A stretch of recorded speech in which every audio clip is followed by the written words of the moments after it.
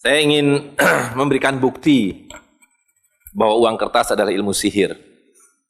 Bahwa hari ini kita hidup di bawah ilmu sihir, seperti halnya rakyat Fir'aun dulu hidup di bawah sihir para Fir'aun.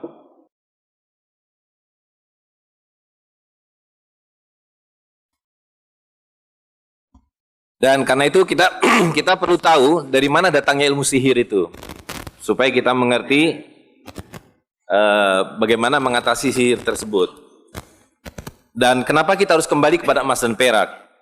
Karena Allah SWT menciptakan emas dan perak. Jadi Allah SWT menciptakan segala sesuatu itu bil haq. Allah menciptakan nyamuk karena nyamuk diperlukan dengan fungsi tertentu. Demikian halnya dengan emas dan perak. Jadi kalau kita buka Al-Quran, itu sekurang-kurangnya ada 12 ayat yang menyebut kata emas dengan berbagai istilah yang berbeda. Ada zahab, ada fiddah, ada zukhruf, ada kintar. Sedangkan perak disebut 10 kali. Juga dalam istilah yang berbeda, fiddah, warik, kintar. Jadi kintar disebut untuk keduanya karena merupakan satuan berat. Kira-kira 50 kilo. Kita sekarang pakai untuk kintal. Nah, di dalam Al-Quran, selalu kalau Allah Subhanahu wa ta'ala merujuk kepada satu nilai, yang nilainya besar, selalu disebut emas. Sedangkan kalau menyebut angka, atau harga, atau nilai, atau timbangan yang kecil, maka disebut perak.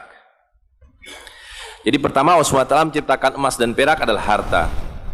Karena itu, fitrah manusia adalah mencintai emas dan perak. Sebagaimana mencintai kuda, mencintai tanaman, anak-anak, dan perempuan bagi laki-laki. Itu fitrah. Jadi kalau ada laki-laki mencintai laki-laki, itu melawan fitrah. Karena fitrahnya laki-laki mencintai perempuan, dan semua mencintai emas. Dan yang ketiga, emas dan perak sebagai harta yang nilainya besar dan kecil adalah harta yang harus berputar. Allah SWT mengancam hukuman yang sangat berat bagi orang-orang yang menyimpan emas dan perak. Ya, dalam Al-Quran disebutkan walladzina yaknizuna dzahaba wal fiddah wa la yunfikuna fi sabilillah fabashirhum bi'adzabin alim. Beritahukan pada mereka yang menyimpan emas dan perak dan tidak membelanjakannya azab yang besar.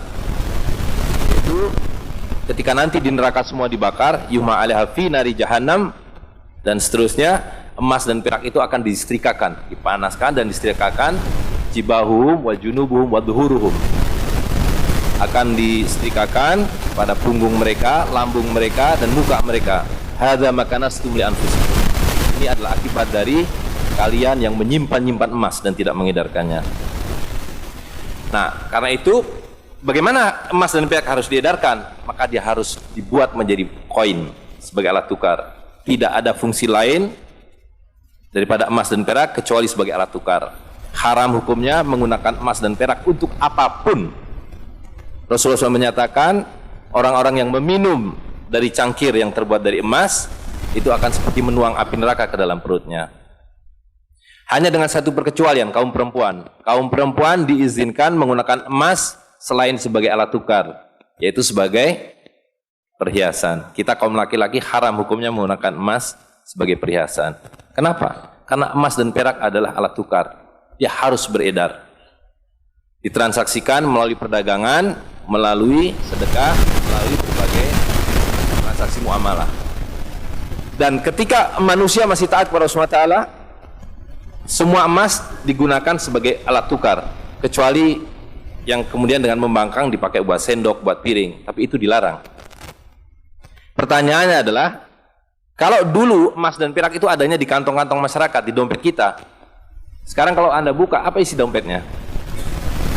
Ilmu sihir. Ilmu sihir. Karena itu kita mesti bertanya, kemana emas dan perak kita? Ya. Jadi dulu apapun namanya, tolong di sana, di sana. Apapun namanya, mau disebut dolar, mau disebut pound sterling, mau disebut guilders, mau disebut real, mau disebut rupiah, semua adalah koin emas atau perak. Nah, tapi kemudian muncullah para pandai emas yang mengatakan emas itu tidak aman dibawa-bawa, berat, titipkanlah pada kami. Maka kami akan mengeluarkan kwitansi. Ya. dikeluarkanlah kwitansi bahwa Anda menitipkan pada saya 1 dinar emas.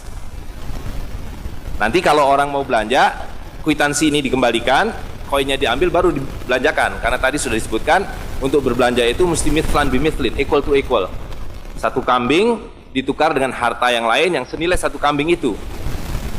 1 dinar emas 4 gram ditukar dengan seekor kambing. Nah, tapi para pandai emas ini berhasil meyakinkan dengan pada waktu itu ya sihir belum terlalu dimainkan. Kita bilang pada kami, jangan khawatir. Nah, sampai satu titik pada abad ke-17 mulai mereka mengatakan ini repot karena terlalu banyak kwitansi masyarakat merah, hijau, kuning, biru. Maka mereka bilang sekarang berikan kami monopoli untuk mencetak alat tukar ini. Itu pertama kali munculnya apa yang disebut sebagai bank sentral. Maka diberikanlah monopoli oleh para raja. Lalu raja bilang, apa imbalannya buat saya? Imbalannya buat para raja adalah, you butuh uang berapapun saya kasih dalam bentuk hutang, tapi ada bunganya. Nah, itu jadi munculnya bank sentral itu bersamaan dengan munculnya apa yang disebut sebagai public debt, hutang publik. Sehingga kita sekarang ini setiap bayi yang lahir di Indonesia ini membawa hutang sebanyak 8 juta rupiah pada para bankir. Oke. Nah, dan bank-bank sentral ini perusahaan swasta. Semua bank sentral adalah perusahaan swasta, dimiliki oleh segelintir orang. Ya. Nah, kita ambil satu contoh. Pada posisi monopolistik, maka bankir-bankir ini bisa berbuat apapun dengan sihirnya. Ini sihir sudah mulai masuk. Jadi ini kita lihat dolar pada tahun 22. Di situ tertulis $10 in gold coin payable to the bearer on demand. Maknanya tadi bahwa kertas itu adalah kwitansi yang kalau orang pemilik hartanya datang mengembalikan kwitansi itu, dia ambil emasnya, payable to the bearer on demand. Ya. Nah, tapi kemudian Amerika mengalami krisis besar tahun 29 yang disebut Great Depression. Maka para bankir kalau bangkrut, dia datang pada pemerintah, you mesti tolong kami, bail out. Caranya bagaimana? Rampas seluruh emas rakyat, berikan pada kami. Tidak cuma-cuma pada waktu itu, kemudian dibeli. Jadi rakyat Amerika harus menyerahkan emasnya, dibeli dengan harga $20 per troy ounce, tiap 30 gram. Lalu tahun berikutnya, 34, mereka keluarkan uang kertas baru, will pay to the bearer on demand $20. Apa bedanya dengan yang semula? Tidak ada lagi kata-kata in gold coins. Tapi mereka bilang, jangan khawatir, setiap saya mencetak kertas ini, saya backup dengan emas batangan. Jadi sesudah emas diambil semua, dia lebur. Dan kalau rakyat mau punya emas, boleh, tapi you mesti beli dengan saya. Jadi dengan kata lain, emas yang semula merupakan harta milik rakyat, sekarang diubah menjadi dagangan. Tapi harganya dirubah. Waktu mereka diambil dibayar 20, sekarang kalau rakyat mau memiliki emas harus bayar 35. Ini yang kita sebut devaluasi, banyak 40%. Ya. Nah, jadi itulah kemudian secara ringkas kalau disajikan adalah yang semula emas dan perak itu ada di tangan rakyat, dan dulu di tangan rakyat Ternate. Pada abad 18, rakyat Ternate masih menggunakan perak sebagai uangnya. Datanglah VOC, mereka dipaksa untuk menyerahkan peraknya dan diganti dengan kertas. Dan rakyat Ternate menolak itu. Nah, kemudian mereka lebur jadi batangan, digantilah dengan ini. Uang dalam konteks ini adalah Hindia Belanda, ya kan? Tapi mulai tahun 70-an sudah tidak ada lagi yang namanya emas di belakang kertas itu. Ketika Jepang masuk, diganti dengan uang Jepang, menjadi republik, diganti dengan uang republik. Tapi uang kertas ini pun sekarang cuma 10% paling banyak. Sebagian besar uang itu adalah byte computer. Jadi tidak lagi berupa kertas seperti ini, ya kan? Nah, akibatnya adalah seperti yang tadi disampaikan, kita hidup sepenuhnya di bawah ilmu sihir. Jadi pahlawan Ternate, Halmahera, Kapten Patimura, diambil gambarnya, ditempel di sebelah kertas, dikasih angka nolnya 3. Mereka bilang ini 1.000 rupiah, ya kan? Tapi makin lama di dalam isi riba, 1.000 rupiah yang dulu bisa dipakai untuk membeli 50 kg emas pada tahun 46, ketika pertama kali diberikan rupiah, hari ini diberikan tukang parkir pun tidak mau. Maka mereka ganti gambarnya dengan Soekarno-Hatta, nolnya ditambah 2 menjadi 100.000. Yang 99.000 dari mana? Iya kan?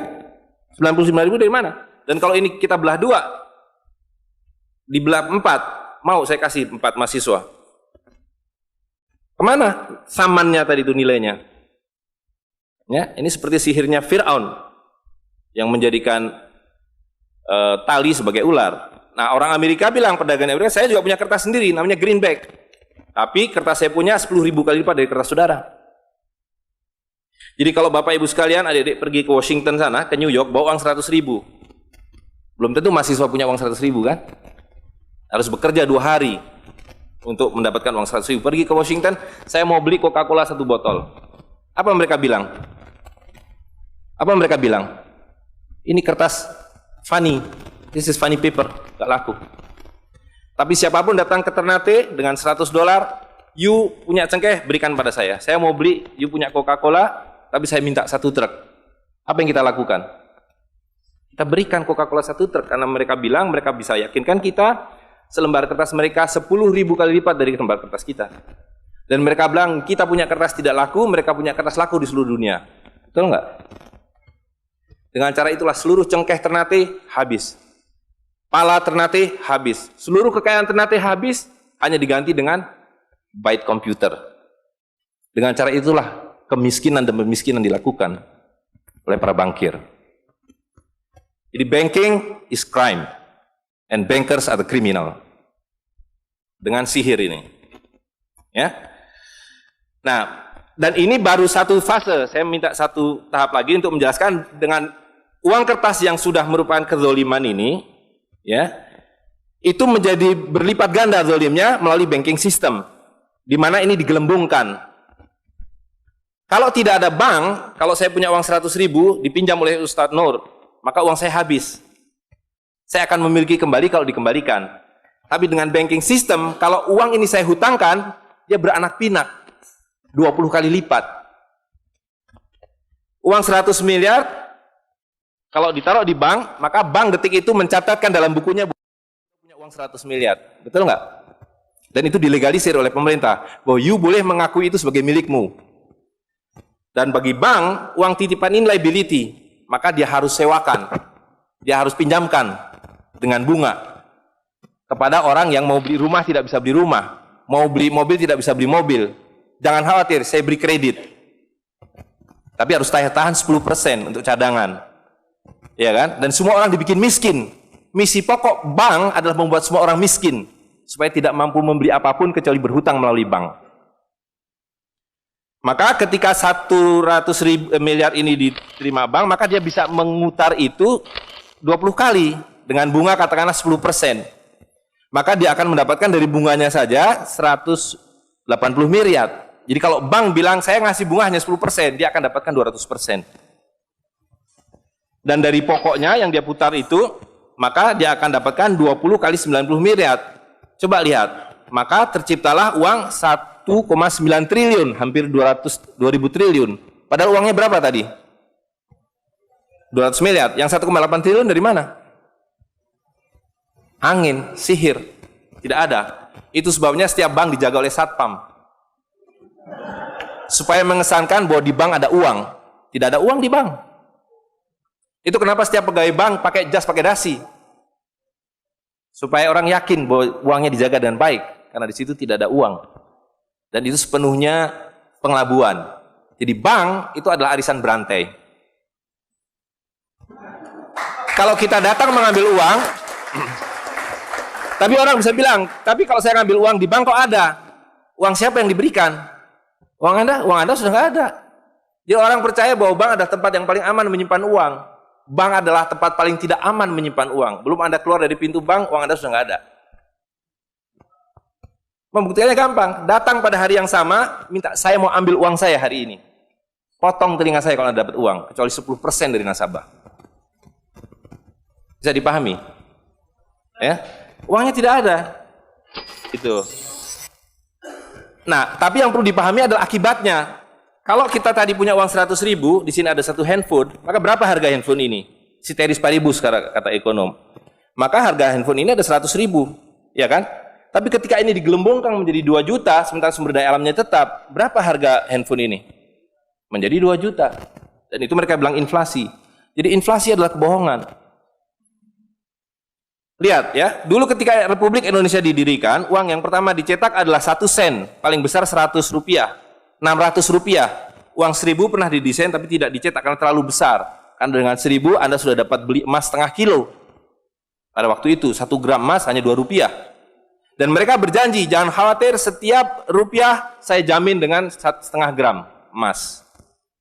Sampai sekarang itu berlaku Undang-Undang tahun 46. Nah tapi lihat, karena uang kertas itu sihir, dicetak makin banyak, nilainya merosot. Bebeknya mah tetap, cengkehnya tetap, palanya tetap, tapi nilai uangnya yang merosot. Maka mulai tahun 52, ini pertama kali by the way, ini Bank Indonesia baru muncul tahun 52. Bank Sentral Republik Indonesia itu bukan Bank Indonesia, dulu namanya BNI 46. Tapi Belanda tidak mau.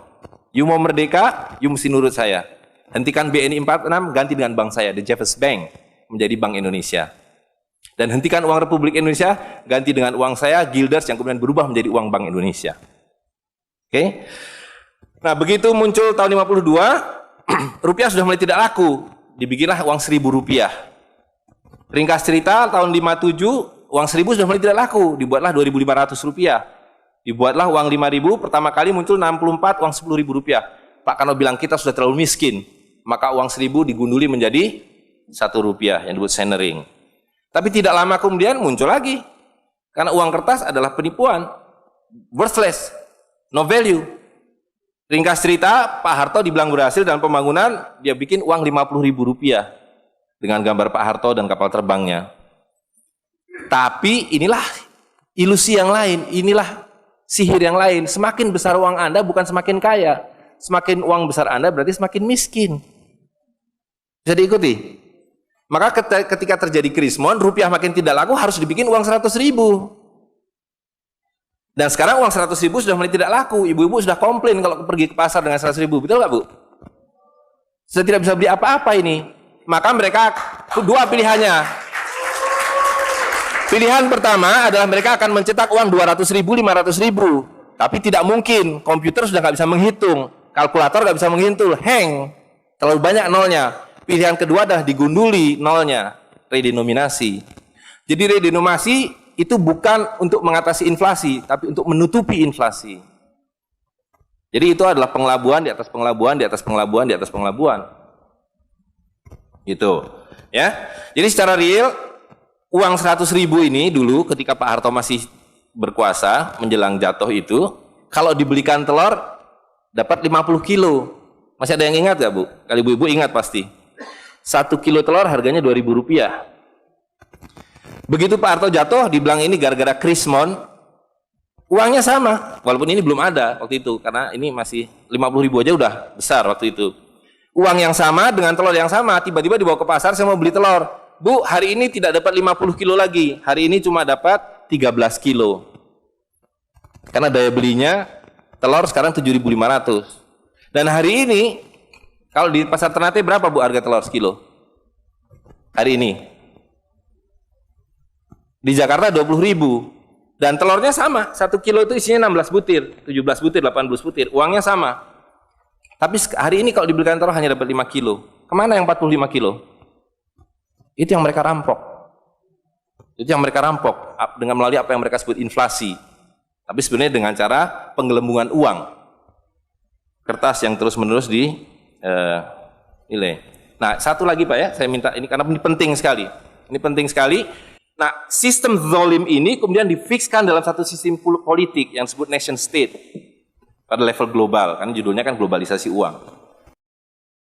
Jadi negara bangsa itu diciptakan oleh para bankir pada abad ke-20. Jadi waktu Indonesia merdeka, Singapura merdeka, Malaysia merdeka, Afrika merdeka, itu bukan kemerdekaan spontan, tapi didesain. Didesain karena kalau dulu mereka mau merampas cengkeh orang Ternate, mau merampas kepala orang Ternate, dia harus bawa serdadu ke sini, dia harus ambil cengkeh dan kepalanya, repot kan? Maka dengan menciptakan uang kertas, mereka tetap bisa mengambil cengkeh orang Ternate, mengambil kepala orang Ternate tanpa harus kirim serdadu di sini. Dan karena itu saya kasih merdeka. Tapi satu mesti bikin bank sentral, kedua pakai uang kertas. Supaya saya tetap bisa membeli 1 barel minyak Anda dengan harga 4 sen dolar. Karena mencetak uang ini biayanya hanya 4 sen, 500 rupiah. Ya, jadi berapapun harta yang kita punya bisa dibeli dengan cara itu. Nah, lalu tadi saya sudah ceritakan uang kertas itu dimunculkan bersamaan dengan konsep negara nasional plus hutang negara. You boleh merdeka tapi you miskin. Rakyat penyakitan, rakyatmu bodoh. Tapi jangan khawatir, saya punya uang. Sekolahkan rakyatmu, bikin pembangunan, saya kasih hutang. Ya kan? Nah, jadi tugas pemerintah itu, republik, adalah satu, mengambil hutang dari bank, menghabiskan utang itu melalui apa yang disebut APBN. Lalu dulu mereka tanya, jadi bagaimana saya membuat APBN? Jangan khawatir, sekolahkan anak-anak pintar kamu ke Berkeley, ke Chicago, ke Harvard. Mereka dididik untuk membuat pembangunan. Lalu dikasih paket hutang, dan diajari, kalau nggak bisa, kirim konsultan seperti John Perkins dan sejenisnya. Lalu ada satu pertanyaan, bagaimana kami membayar hutang kami kalau begitu? Mereka bilang, you punya 200 juta rakyat, pajaki rakyat kalian. Pajaki rakyat kalian. Kalian punya pala, punya cengkeh, habisi hutang kalian. Karena you membayar hutang, kalau kita hutang 5 miliar dolar setiap tahun, apa mereka kasih berkoper-koper dolar? Apa yang mereka kasih ke kita? Mereka hanya mengetik di komputer, 5 miliar dolar, ting, masuk ke Bank Indonesia. Nanti Bank Indonesia tinggal kirim ting ke Bappenas, Bappenas ting ke departemen-departemen itu. Tapi ketika kita mau membayar hutang mereka, bisa kita mengetik di komputer 5 miliar dolar, ting, dibayarkan ke Bank Dunia? Nggak bisa, you mesti punya devisa. Dari mana kami punya devisa? You mesti beli dolar kami. Caranya tebang hutan kalian, habisi boksit kalian, habisi mineral kalian. Betul nggak? Nah, jadi itulah yang terjadi di dalam sistem Fir'aun sekarang ini, bahwa pemerintah itu didesain hanya untuk mengambil hutang dari bank, menghabiskan melalui APBN dan proyek, kemudian memajaki rakyat. Karena itu pajak semakin hari semakin tinggi, semakin banyak, semakin tinggi, semakin banyak. Gitu. Nah, jadi kalau digambarkan seperti ini, ya kan? Wilayah domestik nasional itu adalah demokrasi. Supaya kalau 5 tahun harus ganti. Kalau ada presiden, ada perdana menteri yang tidak nurut pada para bankir, out. Tapi para bankir tidak pernah berganti, mereka turun-temurun, perusahaan swasta, anak beranak pinak. Ini kira-kira hanya 400 keluarga di dunia ini yang menguasai seluruh sistem keuangan dan politik. Jadi kita ini sekarang utangnya tiba-tiba sudah 2.100 triliun. Padahal tahun waktu Pak Harto jatuh itu utangnya hanya berapa? 50 miliar dolar, 500 triliun. Sekarang sudah 2.000 triliun. Dan begitu kurs dolar berubah, utang kita nambah. Gitu. Dan BI tidak pernah memenuhi janjinya, karena tugas pokok BI adalah menjaga stabilitas kurs, tidak pernah bisa. Dan tidak akan pernah bisa. Apapun yang dilakukan, karena memang tidak ada nilainya. Gitu. Nah, jadi sebagai penutup, maka apa yang harus kita lakukan adalah membalik seperti yang mereka dulu lakukan. Yang mereka dulu lakukan adalah mengambil emas dan perak dari orang tua kita, mereka lebur menjadi batangan, dia simpan di brankas, dan kepada kita dikasih toilet paper ini, kata Mahathir Muhammad. Maka yang harus kita lakukan sekarang sebelum ini jadi apa? Oncom. Lebih berharga oncom. Tukarkanlah menjadi emas dan perak, menjadi dinar dan dirham, dan kemudian gunakan untuk muamalah. Karena Nabi sudah mengatakan akan datang satu zaman di mana semua yang kamu miliki tidak ada harganya, kehabisan nilai, kecuali dinar dan dirham, kecuali emas dan perak. Jadi kalau dilihat, ya dolar dalam dinar atau dinar dalam dolar dalam 10 tahun terakhir, 2004 itu cuma 54 dolar, hari ini sudah di atas 250 dolar. Dan lihat, menipunya uang kertas ya, kalau kita pakai untuk menyimpan naik haji, kalau Anda menabung dolar, maka tiap tahun naik. Saya sudah hitung ini, dan ini valid sekali. Naik setiap tahun itu 3,5%. Kalau Anda menyimpan rupiah, setiap tahun naik 5%, nggak nyampe-nyampe.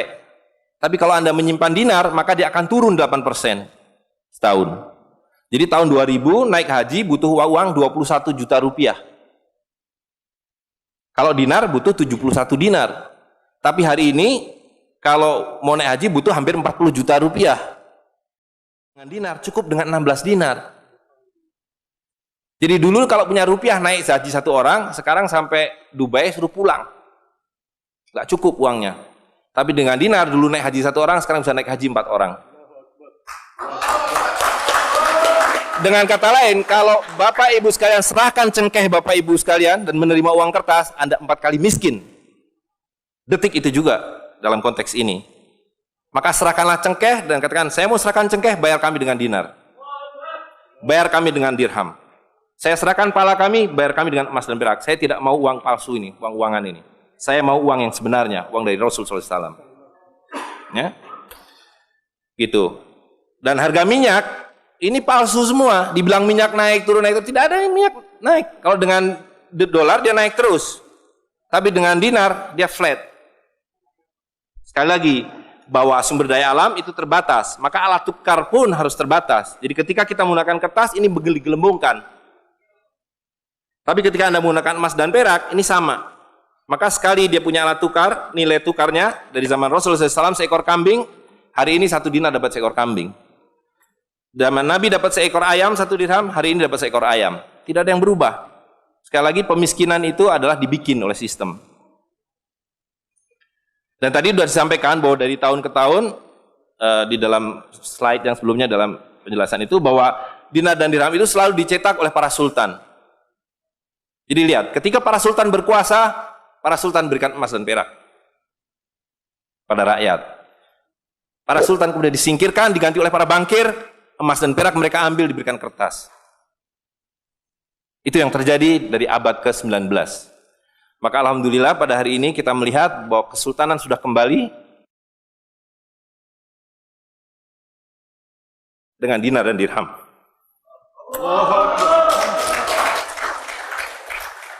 Dan ini adalah awal berakhirnya sistem riba. Ini adalah awal dari janji Allah SWT, yamhaqu riba wa yurbi sodakotan. Aku suburkan sedekah dan aku hancurkan riba.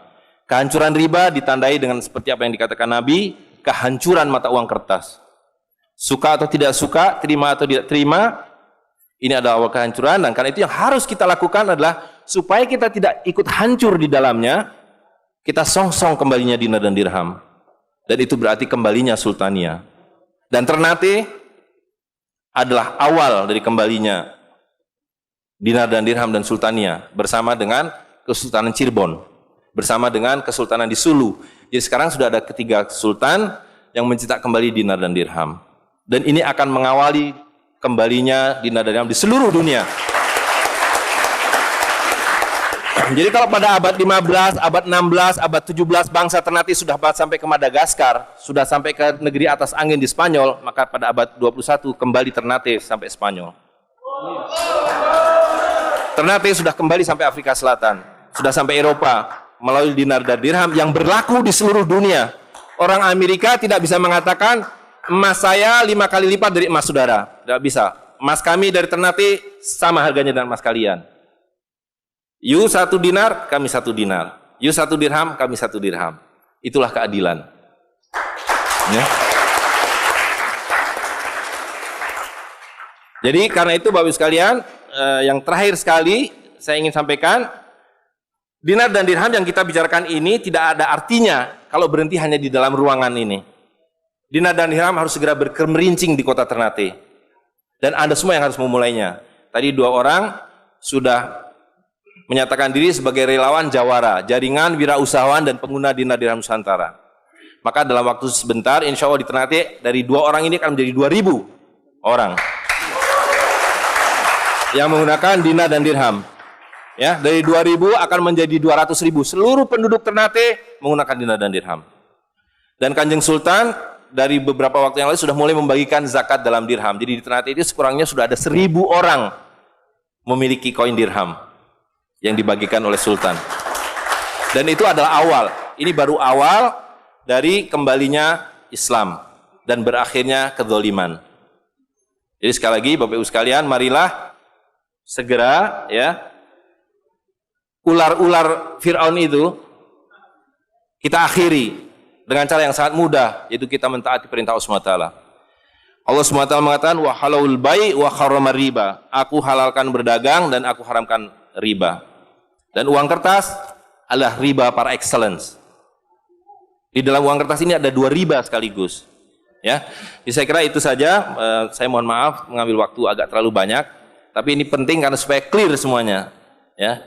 Karena ini baru pertama kali dibicarakan di Ternate. Demikian, assalamualaikum warahmatullahi wabarakatuh. Warahmatullahi wabarakatuh.